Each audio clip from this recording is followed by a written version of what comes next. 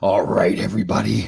It is 11 o'clock. No, it's not quite 11 o'clock on Monday morning. We can't wait any longer. The three universes, maybe there's four universes that just couldn't wait anymore. We had to get on the show. The great Mark Puttenvink. Coach, what's happening? What's going on, man? How's your weekend? Loving life. Great weather. Oh, man. Oh, yes. Beautiful. Yeah, beautiful. We had a, My son and his wife came over with my grandson, the dog, Maverick, yesterday. Yeah. Oh, he's so cute. I actually is like my grandson. Like I can't stop, couldn't stop holding him, like hug him and everything. Oh gosh, funny. We have a sleepover next month. We have a sleepover. So awesome. Yeah, how about you? How you feeling? The groin's better. We solved the problem. Well, no. So we had a practice yesterday, and I decided I wonder what would happen if I actually sharpened my skates. Because the last time I had them sharpened, I want to say Reagan was president. Yeah. And I did notice a big difference. So my legs must have just been that's funny. Time and ripping my groin. So yeah. That's the same. We were just talking about before the show. The same thing with me. So I go to these events, the Ranger events, and the kids out there. I'm getting on, and I know they're not sharp enough. I'm not really skating too hard. Really doesn't matter. Anyways, then I said, "Yeah, I'll remember you're done." Nah, I step on the ice and they go, "Nope, didn't do it again." But we had a veterans festival yesterday, so we had practice, and directly across the rink is this huge field, and there's an Operation Hope, which is a veterans outreach program. They're really great people. Right. They put this thing on, so there was bands, there was food trucks, there was a beer garden, and we all had tents, and we had our tent set up. We had a little net for kids to shoot pucks, and it was cool. Beautiful day. That's cool. Excellent. That's very good. I like that. Veteran stuff. What's I know it's out a few. When's the swim across the Hudson? That's July or June or August? August 19th, and this coming Friday. And actually, the weather was gorgeous. We're doing a kind of a dial-in swim, not a swim, but we're going to go across with the quick boat and take a look at the current. Kids start assembling the protocols for what we're going to do this year. You know, I was looking at Bill Brown. So Bill Brown's a retired Navy SEAL, friend of ours, very good friends with Mark. He's one of those guys that his face and head looks like what his career was. Like he's got that look, that square jaw. Yeah. Like he just looks like a Navy SEAL, right? Or what you picture of Navy SEAL. And he was. Yeah. And I mean that in a good way. He's a handsome man, got a beautiful woman there with him now. Yeah. Great kids and everything like that, but he's got that jaw, that square jaw is sticking out there. And you kind of click your heels together when he's very true. What did he say to you one time? It was one of the swims we were at, and there was some options of what we could do, and he just said, "Nope, this is what we're doing. Don't give them options." Remember that? Was that the bus ride or something? Yeah, no. Well, so the very first swim we did, they rang the bell. I'm sorry. First, they were on Fox and Friends, like about 6 or 8 guys. So it was Will, Kenny Bigby, and Johnny Martin, and a bunch of the guys. And then from there, they went down. They rang the bell on Wall Street. So they were all staying in Jersey City. And I said to Will, so after, because I was arranging all the car, the limo and stuff. I said, so after they ring the bell and that concludes, I guess they'll just take mass transit. I go, what's up? Because I need a limo from there back to Jersey City. I said, okay. He goes, command and control. Oh. And what he meant was, I want to know where the guys are. I want to control it. I want to control the movements. And that's just the way they operate. They don't do anything without really every bit of minutia playing it out to the nth degree. Yeah. Right. And I like that idea too. It does seem like a big deal, but yeah, it's the thing. Don't give them options. Just like, this is what we're doing. That's it. Yeah. Somebody's making a decision. Men are men, and guys can wander off and start doing things they shouldn't be getting involved in. Yeah. I know I've told that story before, but when that was 2 years ago, like I missed last year's, that poor woman got the hypothermia. Yes. And I took my T-shirt off to give it to her. By the way, she won a marathon yesterday. Oh, yeah, I saw that online. Chris Bachman, right? Is it Chris Bachman? Chris Bachman. She's hardcore. Oh, man. She's the real deal. Yeah. Apparently she was a runner in school. High school, I'm going to guess college, but she's continuing. She just does some amazing stuff. God bless her. Yeah. So I'd given her my T-shirt because she was freezing cold and it was a nice day. And she was very sweet. She said, just please make sure I get you the T-shirt back. It's the T-shirt. So I said, okay, I'll remind you. And Bill didn't hear that part of the conversation, so it wasn't his fault. But she was all wrapped up in the blankets and everything. And I said, do you want to give me that T-shirt? And Bill goes, nope, we'll get you another T-shirt. Yes, sir. And, he was, he wasn't being mean, right? That's just the way he conducts things. He's leading the way. And I know I've said this little story before, but, the year of COVID, a week prior to the event, we lost the New York Fire Department and Army Corps of Engineers commitment to provide ships for us to do all our stuff on. And I called Bill and I said, hey, well, running into a little headwind here. Blah, blah, blah. Oh yeah, he told And us. all Yeah. I heard was we move forward and click. So I was like, okay, That's better it. figure this out, and we did. Yeah, Thanks that's to cool. Don John Marine, and they're really been an amazing crew of men. Yeah. The guys that work with me, or I should say, I work with them getting the barges completed and ready, and the rescue divers, and they're great guys. Really good guys. The one time, it must have been 2 or 3 years ago, you were in the boat with me, and I guess the power steer broke or something. The hydraulics. Yeah, so hydraulics. The guy's trying to steer, and it's going all over the place. Yeah, we thought the guy was drunk. We thought the guy was drunk or No, something. It was like that's 9 o'clock. Pat Landy from Don John Marine, he's just spinning the wheels. Oh, God. Like this, and we came in hot.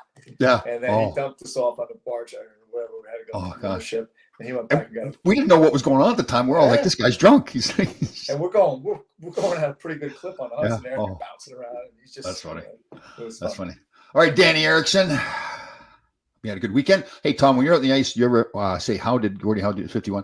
Well, I'm 65 now, so I'm starting to get to the point now where the knees are getting a little used up a little. But, at 51, I still recall, since 14 years ago, I'm still feeling pretty good. I remember we had a season weekend a weekend series against the Boston Bruins alumni. I had a game up there, and I felt great. Even that played pretty hard the first game, and so I didn't feel too bad. It has last couple of years. It's gotten, but again, like you and I both saying, we're still beating ourselves up though in the gym too, right? Which we shouldn't be. I guess maybe shouldn't be doing as much, but I want to keep that leg strong and everything. So. Well, here's two things. So yeah, I went on Facebook last night, and I see somebody posted. I saw my band. I was at the rink and I saw my Bantam coach still at it, and he's taking pictures of me and he posts them. Oh, and then he's 47 years old, and I coached him in Bantam. Oh, and I'm still at it. And he's like, "What the hell?" Yeah. So What do you do for your legs? Do you do like squats or anything like that? Kettlebell stuff, lunges. Yeah. I can't squat like I used to. And it's not just Yeah. my legs, but my shoulders. I can't even get the bar Yeah. back here. I know. And to that point, I kind of been re-examining my prior history of lifting. I'm not sure what putting 400 pounds across your back, I know. bending down, where there's a transfer to skating or throwing a football or boxing. There's You know what it is, though. You know what it's between the ears. It's the ego. Of course, yeah. Yeah. What I'm getting at is there was a guy by the name of Mark Asanovich, I believe his name is. He was Tampa Bay's Buccaneers strength coach. He's also had some very high level collegiate positions. He doesn't believe in any of that. He says, "What does squatting? There's no transfer." And he makes a good point. When he was at Tampa Bay, he had a guy come in and try to sell him. You've probably seen it when you were playing. Guys are always trying to sell the staff some. Anyway, so this guy comes in. He's got a weighted football, and he said to him that you throw the weighted football, and then when you throw a regular football, it's going to be more powerful. Right. And Simon sat there and said, "Okay, you can leave now." And his point was that because the ball's weighted, you have to change your mechanics. So you're changing your throw mechanics, and it's actually detrimental instead of improving. But so that's that. And then I was in Russia. This is to answer Danny's question. Tom Laidlaw was an NHL player for over a decade. And I went to Russia, and they say, "Can you play in a charity game?" Blah, blah, blah. I said, "Sure." I go out there. And in the locker room, we get dressed. It's all these like guys our age, but they didn't really work. The Russians. Yeah. Their workouts, 2 bottles of vodka. Sure. Yeah. Right. And they were just tremendously fat half the time. Get on the ice. Whizzing by it because they're skating. You know what I mean? The skating's still there because they were such phenomenal skaters. Yeah, that is the thing. If you don't skate for a while, man, you step on the ice, and you go, whoa. You feel like Bambi. Yeah, it's true. Like I played in the NHL for 11 years and I can't skate. Exactly. Oh, that is funny. Yeah. It's funny how you lose. It doesn't take long to get it back again, but it's So what about deadlifts? You a deadlifter? Well, I used to deadlift a lot. Yeah. And again, I probably went, for my frame, I was lifting too heavy. And I had, prior to that, separated my shoulder. So I think over the time frame of deadlifting, because I used to do an over under grip. So this hand would be on this way. Yep. And I think the pulling down. So you see this lump here. Yeah. So I think I really kind of increased the injury, the range. In other words, so what happens is calcification will form if it's your body trying to protect an injury. So my AC joint got jacked up. But it's a great strength training tool, but you got to have proper form. Coach standing there, because if not, you're going to end up in traction. I had a buddy at the gym, and he went to a teacher to teach him how to deadlift properly. Yeah. He came back and he says one of the best things the guy said to me was, "Pull up and take the slack out," because you got a steel bar, right? You're taking the slack out. It just sounded so cool the way he said that. Take the slack out. Yeah. Yeah. Hey, who's that in there? That's Sophie. You can leave now. Right? Sophie. Sophie. We'll interview you. You will get your own show. Yeah. I showed my son Tom working out, and he was pointing to it and excited, saying that he does the same. Oh, cool! Your son does the same stuff. That's cool. Yeah. So it was his son's birthday. I can't remember what day it was, so he sent him a quick text there too. He was pretty happy with it. That's pretty cool. Dennis son, yeah. Yeah, I love the deadlift. It's just to me, it was a spiritual exercise. You know, it's like you're. Oh, it's a great movement. Yeah. It's just it's what we call a absolute strength, meaning that the weight is there's no inertia. You know, there's no. You got to just lift it from the standing dead point.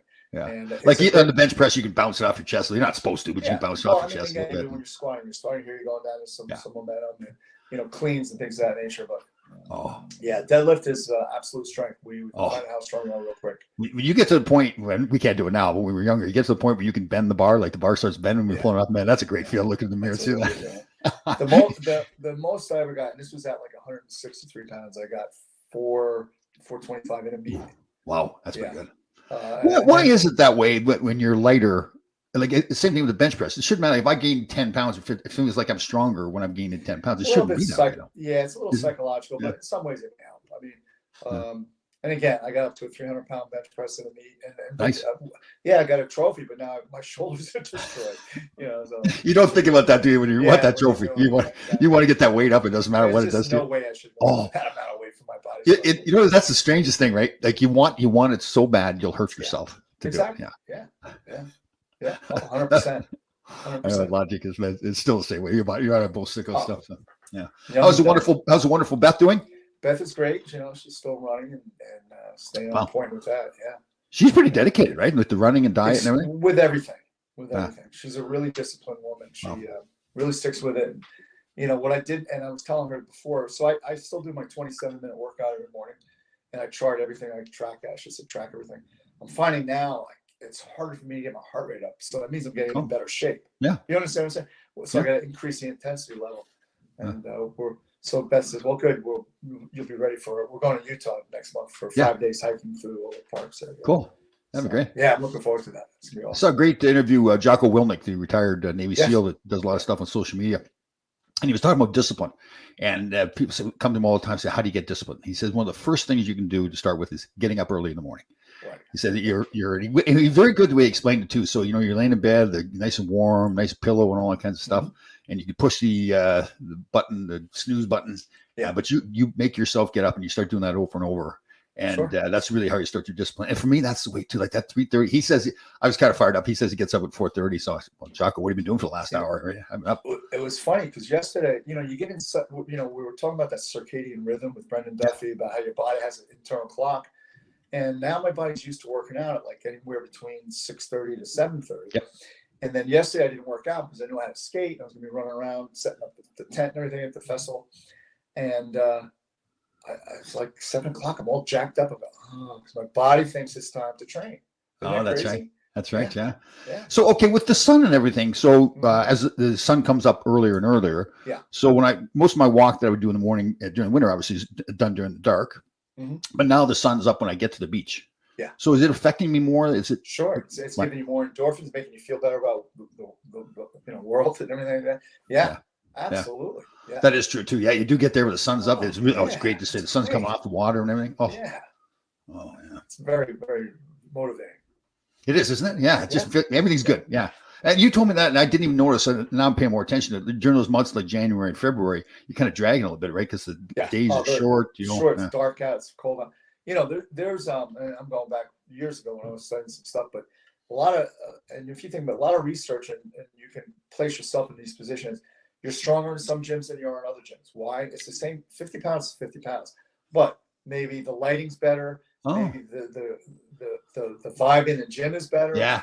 I mean, there used to be a group out of the Utah Jazz. Their strength. This is going back a long time ago. But their strength coach put together a program called Bigger, Faster, Stronger, and they went around the country, the high schools, and they would do a speech. And this is early on, so this is like I would say 90s, right?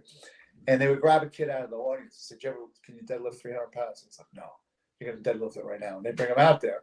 And I don't necessarily agree with this because the kid probably wrecked his back, but he deadlifted 300 pounds because he's got a gym full of students and athletes. So there's so much involved in environment. It can work for you, can work against you as well. I mean, you know, and you and I won't name names. We knew guys that could play in the American League, but when they got up to the big leagues, they got up to the NHL, they just kind of couldn't handle the crowd, the pressure. Right. You know? I had a GM one time. I had this kid in college. I won't mention his name. Division III school, skate like the wind. Yeah. And that's all I ever saw him do was skate. So I never saw him playing a game. Right. So I went to this GM. I said, man, this guy can fly. He's a good player. And the GM came back to me later. And what did he say exactly? He says, yeah, he can skate, but he's allergic to the puck. Yeah. I thought that was, I never heard that before. Well, the other one, I'm sure I heard a million times. God, like that's guys funny. that, you know, like we won't mention any names on New York Rangers currently during the 7 games, but all Swedish, but no Finnish. Oh, man. Ooh. How about mutual decision to let Gerard Gallant go? I'm thinking that was just a nice way of phrasing it. Yeah. They showed him the door. Yeah. Because apparently this very public report that he had a fight with, very animated fight with Chris Drury after game 4. I'm going to guess it was over ice time of certain floaters. Yeah. Gallant probably wanted to sit him. He said, no, you play him. Yeah. You know? Yeah, because, you know, you go trade for Tarasenko and for Kane. Then the coach can't sit him on the bench. You gotta play him. Exactly. Make the GM look terrible. Yeah, but I think that's where maybe the GM's got to step in. Obviously, he'd have to agree with the decision, but he's got to step in and say, "Yeah, it doesn't matter how I look here. We want to win." But obviously, but I'm with you. We don't know for sure. It's just you can tell something was wrong with the team. Again, to me, it's the easier decision. I'm not saying Drury's wrong in letting go Gallant. I don't know what happened behind the scenes, just like you said, but. It's easier to let get the coach go than fire all the players too, right? Yeah, well, you can't. That's the problem, man. Yeah. You know, that's the old age. You can't fire 23 guys. Yeah. You can, in a sense. I mean, you know, not all 23, but there just seems to be a lack of hunger. I don't know. I can't put my finger on it. There's something. Listen, part of why I'm speculating when I say this purely. Yeah. So before the Tarasenko and Kane trade, you figured 2 other guys were in that top 6 of the forwards on the team. So now. Kane and Tarasenko come in, don't exactly light it up, and 2 guys are now down on the 3rd line. And so now those 3rd line guys are now bumped. So other people kind of like look and say, well, geez, you went and got these guys, not doing anything. Now I pay the price for it. Exactly. So, and I love the kid, but when Tyler Mott is your best player, you're not going to win a cup that way. Yeah, totally. Yeah. He's a piece to the puzzle, but he's not. And I, you know, we've seen this time and time again, and it's not only New York Rangers, it's other organizations where they bring in somebody that has a name and they hope that they can revive it somehow, and it just doesn't work out. Yeah. Well, you think of Drury's end too. Kane was very public about his desire to be a New York Ranger. Only New York, he said. Right. So how do you go to your owner and say, well, no, we don't want him? The owner says, what do you mean? He's won 3 Stanley Cups. And I'm not blaming the owner on this, but I'm saying just in general, that mentality, you almost have to go get Kane when he makes that big of a scene. Well, the unfortunate part, neither Kane or Tarasenko will be here next year. Yeah. Yep. You know, they're gone. Yeah. And there's no guarantee. I know you know this, but there's no guarantee that if you didn't go get those 2 that you're going to do any better. I still think the team was pretty good before you got Tarasenko and Kane. But I probably, hindsight's 2020, but I probably would have just left the lineup alone. Yeah, you know what it is. I agree with you, especially if you've got a good team. So why do I have to change my lineup? I've got a really good team here. Yeah. But I guess there's also that the heat that comes on the general manager from the media, from the fans, from ownership to do something to make the team better, right? Well, and like you have to, remember that Kane, that his shirt probably sold. No, yeah. It probably sold. And there's that part of it. I know, like, you probably can't get an Aaron Rodgers Jets jersey probably already, you know? Oh, I know, right? Yeah. I forgot about that. That's a big move. Beth, what's happening back there? Tommy's saying hello to you, Beth. She can't hear you. Oh. Magical creature. That's right, Aaron Rodgers. I'm looking forward to that. I'm more of a Giants fan, but I'm looking forward to Rodgers playing. Well, you know what? They were a much better team last year, and the thing was they didn't have a quarterback. I mean, the running game looks good. They got some receivers. The problem is twofold. They needed the quarterback. Now they have to put a line together because due to injuries, I mean, they were down to like 5th-string guys, and they actually still played pretty well with those guys. Yeah, totally. So, But how about if you're Zach Wilson, he was a first overall pick, not first overall. He was a first-round pick by the Jets. He was supposed to be the new face of the franchise. That's what he's thinking right now, right? He's thinking, oh, okay, let me see. I came in here all cocky. I'm thinking, well, he came in all cocky, right? Thinking, I'm really the man. And then, like, there's sometimes on the sidelines last year, his body language was terrible, right? People are trying to help him, and he's not paying attention. Yeah, and it started off before he even played one game. The thing with his mother, I guess she was chirping on Instagram, yeah. not chirping, but like kind of being too And public. didn't he hook up with his mother's hot friend too? I can't blame the kid. That's a good thing. That's a bonus, isn't it? So did you see when Jack Hughes came off the ice, a fan had a photo. He photoshopped Hughes, and I think this is wrong. I might have climbed over the glass and shit pumped the guy. Right. Pardon my French, but he put a photoshopped the picture of Hughes' mother with Aho sitting next to her, like together. Oh.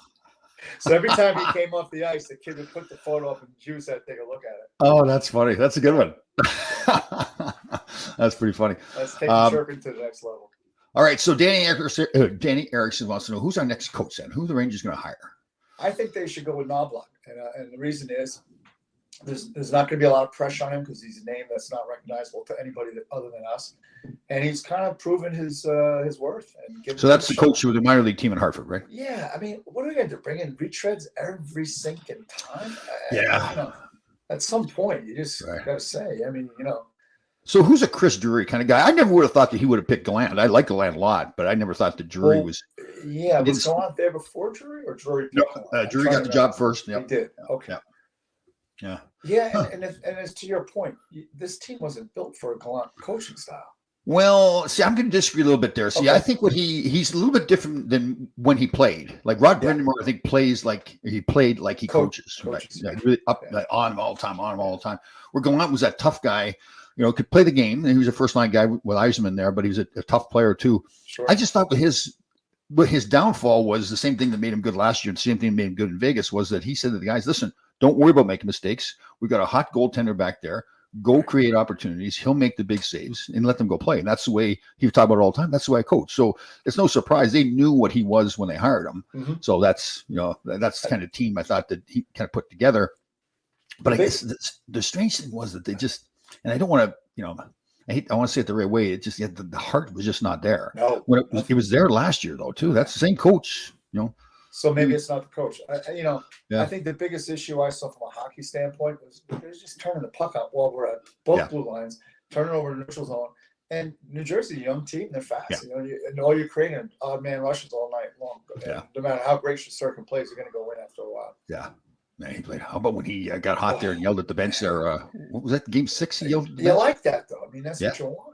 And he doesn't do it all the time. That was the knock against Henrik Lundqvist, that he did it all the time. So it kind of loses some of its. Sure, you don't hear it after a bit. Yeah. Yeah. But when he doesn't do it very often, and he's a heart and soul guy like he is, a competitor like he is too, man. Yeah. But it still didn't work. That was the point. It still didn't work for him. So the big question mark. And, Lafreniere, I can't say his name, Alex. Lafreniere? Yeah. 0 points in 7 games. That's not cool. Especially when the young kids over in New Jersey are playing so well too, right? Exactly. Hughes and he sure. Yeah. So I mean, there's some things they have to work on for sure.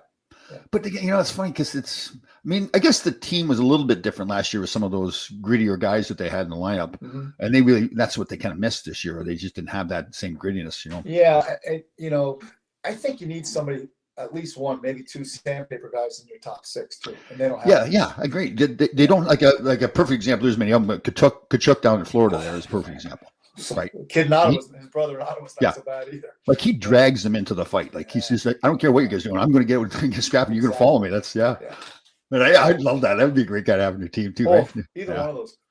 How about Toronto losing 3-0 so far to Florida too? Wow, that's so surprising.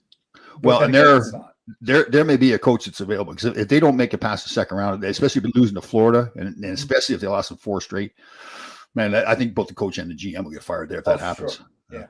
I have a lot of, I'm sure you as well do, a lot of friends, not a lot, but some friends in Toronto, and they're putting up pictures of Kyle hanging up the phone because he just got fired. Yeah. It's going to be a great job in so many ways, being a general manager or coach in the National Hockey League. But don't ever look at social media if you're a coach or a GM. Yeah. You're going to get carved no matter what you do. Totally. I would rather have Herb Brooks. Yeah, I mean, obviously, I loved Herb Brooks. I should be careful. I didn't love him at the time, but I'd say he knew exactly who he wanted on his team, and he knew what he wanted that player to do, and he treated him. Listen, if you do what I'm asking you to do, you'll be a big part of this team. And listen, hate him or love him, but Lou Lamoriello. Yeah. It was never about the team. I mean, I'm sorry, about the players, about the team. Yeah. And you look at, and he's a friend of mine, I haven't seen him, but he's a good friend of mine, Billy Guerin. Yeah. Kind of wore his welcome out here, and who got rid of him and he brought in Arnott. Yeah. Won a Stanley Cup. Arnott got a little under loose skin, got rid of him, and I forget Yeah. who he brought in, but he does know when and that's one of the things with Bill Belichick when he had success in New England. He knew when guys didn't fit his program anymore, and he just replaced them. Yeah.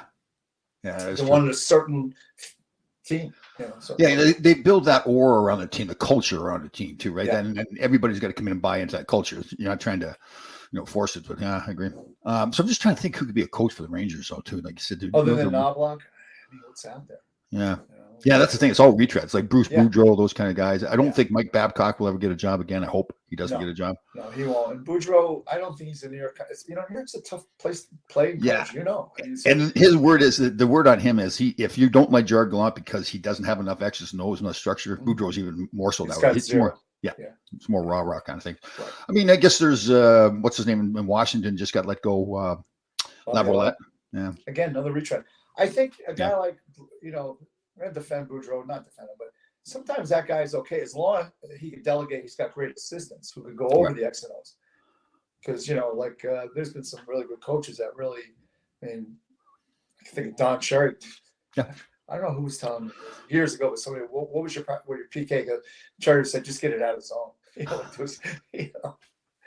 That's funny. So Knobloch, okay, here, I'm trying to poke some holes in it. He's a young guy that's never coached, never played or coached at the NHL level, correct? Just when he interim a bit, he had some, Oh, that's right. Yes. The COVID thing. Yes. But again, those are, guys are going to, it's different. Is they're going to play I guess better? Somebody's got to get started. I mean, Scotty Bowman had to get started someplace, right? Correct. Yeah. So now, okay, here you got all these guys, veteran players on long-term contracts. And I'm not trying to say that they're just playing for money, but you got to be able to, like in that situation against New Jersey, they obviously decided they needed somebody to walk in that locker room and light a fire under the players, right? Because it wasn't there. Yeah. So I guess the question is Knobloch that kind of guy, right? That part I don't know. I think when you have some superstar players like Panarin, Zibanejad, and Fox, and those kind of guys, if you're gonna take that job, you have to be willing to coach them, right? Or is it coaching, or is it managing them? Like, is it more? Well, it's not coaching as much as teaching them anything they don't already know, but it's managing them. But also, like I think players feed off of a coach who will address a better player if they are doing something wrong, right? Because it's okay, so it's all. And I actually like that in Quinn that they had before there, because he would put guys up in the press box, but he'd still be very professional about it. He's obviously sending a message, but he's coming out publicly and saying, "Listen, they're just going to take a little break for right now. He's a fantastic player. He'll be back again, but he needs a little break." So. I don't know. I mean, no chance of him ever coming back, but I wouldn't mind if he did. I kind of thought he was the right fit for. Right. At that time he didn't have a big name like Kalan or Kenville or any of these guys. Yeah, I liked him. Yeah, he's in, where is he? San Jose or Seattle? I believe so. Yeah, I'm not sure entirely. Seattle, maybe. Yeah, I think it was. Maybe. Yeah. Well, how about them doing well too? Your 83-84 club would have beat this year's edition with Mike Allison stuff.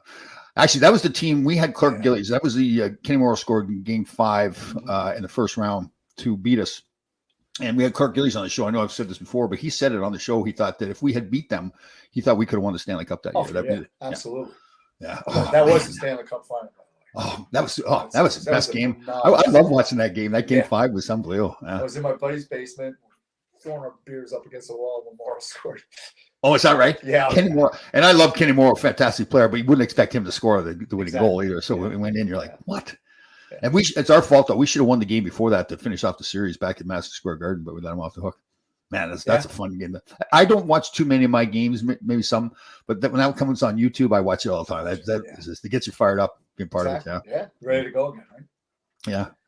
Yeah. Good battles. We're going to try to get Bob Nystrom on our full change podcast. He keeps himself in shape too. He's out hiking all the time out in Colorado with his wife. Yeah. You know who's got a place in Jackson Hole is Bobby Holy. Oh. And because his wife's like into horses, he bought a horse land, but he's hiking all the time. Bobby's in great shape too. You keep in touch with him? Every once in a while. What's he like? Yeah. He's a guy. Good guy? Really low key guy. Right. Really low key. And he told me, Mark, the first time I ever had alcohol was when I drank it out of the Stanley Cup. Oh, is that right? Yeah. Wow. So we were at Kenny's one holiday or something, and Kenny Danico? And he's on a couch, And Holik's washing some dishes. And then he turned to Kenny, when does cardboard go out? And I said, Bobby, he's not going to know. Yeah, because they lived right across the street of him. Oh, They had built I see. homes Yeah. in North Quail, New Jersey, right across the street. I'm like, Yeah. come on. Who are you asking? So is Evander Kane up to some no good again? Thoughts on Evander? Is that old stuff, or has he done something new? I can't keep up with that kid. He's always up to I know. something. And I thought he was doing.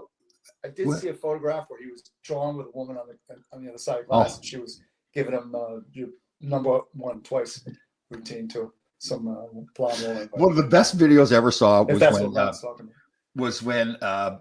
not Billy Guerin. Who's the guy up, the president of the club up in Toronto now, former Devil? Brendan Shanahan. Brendan Shanahan. So one of the best videos I ever saw, he was playing for Detroit. I think they were in Washington or something like that. And some woman by the penalty box was trying to give him a hard time. Yeah. So he pretended that he was pointing to her, she should shave her armpits. Yeah. I'll tell you what, that was hilarious. There's been some great penalty box interactions between players and fans over the years. He was good. I'll tell you, he was sharp on the ice. He was a rookie, I think, with the Devils, and so I think he'd been in the league maybe 4 or 5 years or something. So I still think I'm a pretty tough guy, you know. And I knew he was a big, strong kid. And scraps going on, and he comes over to me. He says, "So you stay here with me." And like he said in a way like he's commanding me. I'm thinking, who are you? Who are you? Or I better be careful here. This guy's really tough, or he's pretty cocky right now. So I took the bear. I said, I know.